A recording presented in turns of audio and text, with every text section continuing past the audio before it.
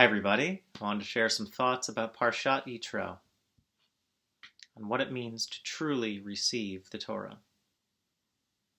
The Torah, after providing us with elemental accounts of family strife, self-becoming and actualization, history's original murder, civilizational collapse, all world-founding things, now presents us with another essential first, the first recorded example of a hectoring parent-in-law.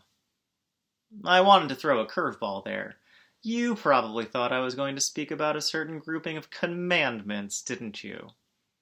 Indeed, we tend to look at this prefatory section of the Parsha as merely something that leads to the main event, the revelation at Har Sinai. But I believe that there is something important occurring in this Parsha's introduction, essential to the sweep of events that have brought us to this pivotal moment. The scene begins with a hidden sense of drama. Yitro decides to follow his daughter, son-in-law, and their family into the wilderness after hearing of God's great deeds on behalf of the chosen people. It is worth here recalling that Yitro had a very secure role as Kohen Midian, a religious functionary, and they decided to uproot himself to follow after this new deity on the scene, and most likely to stay close with his daughter. Upon leaving Egypt and becoming a people unto their own, the Torah insists that non-native members are welcome as well. Instead of turning in on ourselves, our independence is powerful because of how it is an open invitation for those who, too, want to follow the source of all life. Yitro's courageous choice perhaps reminds us of our own ancestor Avraham, who also struck out into an arid and unknown wilderness to stake his life on the Holy One and his people. Even those who see ourselves as having some kind of birthright are descended from those who made a choice. And then, what kind of role would you expect such a newcomer to take on? One would maybe recommend that he should stay quiet, be passive, direct his energies towards ensuring belonging and acceptance. Instead, Yitro shows himself to be a true new Jew. He complains. Now, this is not like the discontented murmuring of the children of Israel in bemoaning the prevalence of vegetarian options in the desert. Rather, Yitro voices a strong critique of the way his son-in-law has been conducting himself as a leader of the people of Israel. You gotta swing hard. Yitro's constructive criticism is encapsulated perfectly in its first two verses, terse and impactful. He says, "The thing you are doing is not right. You will surely wear yourself out, and these people as well. For the task is too heavy for you. You cannot do it alone." It's an amazingly empathetic point of advice. He does not merely criticize the way Moshe has been handling affairs, but underscores both the impact this approach will take on the people, as well as on Moshe himself. At the end of his piece, he encourages Moshe to make it easier on himself by letting them share the burden.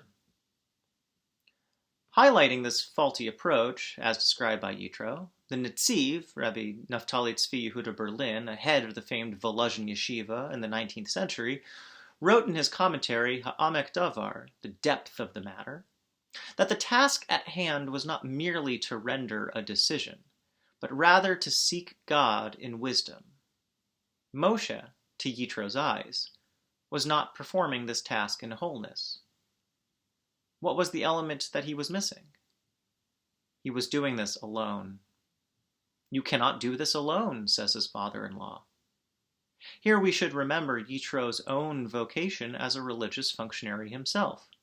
He knows of what he speaks, and he is bringing the wisdom of his experience to his son-in-law, who, to his credit, welcomes the advice, even from an outsider. Yitro's saying, "Lo tov," it's not good, may remind us of God's own judgment made upon Adam's lonely state way back in the beginning of the Torah. Lo tov heyot ha'adam levado. It is not good for a person to be alone. Adam was not a whole person until he was able to find companionship to complete him, an ezer kenegdo, someone equal to him, fully capable of being a helpful partner. The Renaissance period Italian commentator Ovadia Sforno elegantly described this limited perspective. Taking on the voice of Yitro in proper midrashic fashion, he writes, You cannot all by yourself listen to the problems of all the leaders, and subsequently to all the problems of the individuals who feel they need your personal attention, believing that no one but you can deal with their specific problems. It is most likely easy to see one side of the problem at play, from the side of the service provider. Moshe, despite being the wisest of us all, still possesses a limited perspective from which he is dispensing judgment.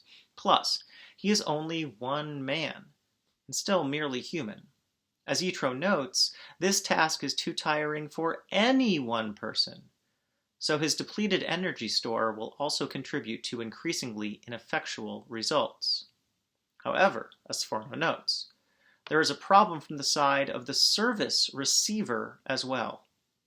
Moshe, acting as the sole deciding factor, will present an incorrect and perhaps even harmful image of how wisdom is to look within Israel's newly formed society. Acting in this radically individualistic fashion will yield the result that the children of Israel will believe that they can only rely on an elite leader to solve their problems.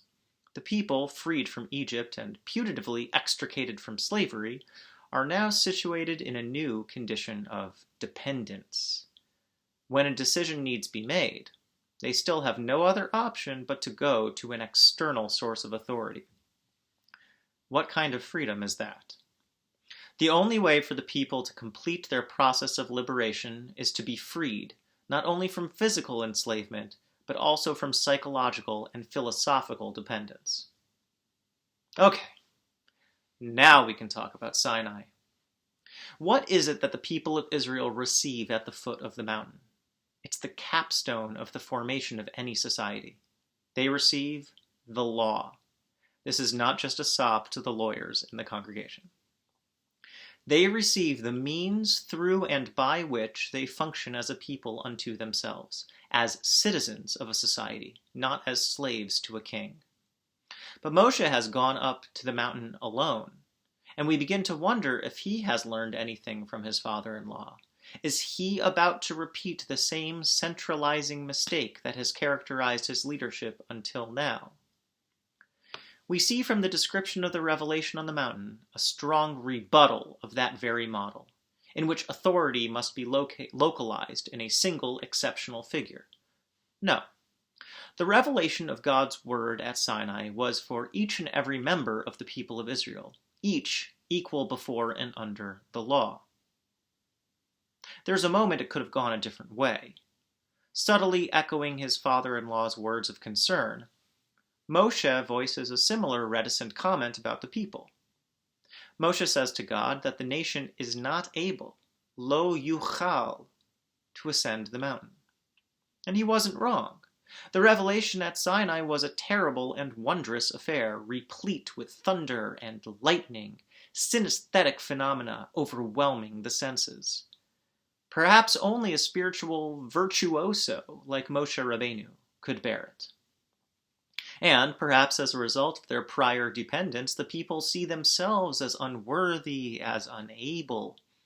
They say to Moshe, "You speak to us, and we will obey. Don't let God speak to us, or we'll die." And we will obey. The people in their fear are ready to revert to their prior nature as slaves, retreating into the safety of outsourcing their agency to someone else. But Moshe has learned. He listened to Yitro, his father-in-law, the outsider with a necessary and new perspective to share, and he refuses to accept their fear. "Be not afraid," he says, "for God has come to test you." God instructs Moshe to tell the people, "You yourselves saw that I spoke with you." The whole nation saw the revelation occur, and we reiterate that witness each time we hear the Torah read.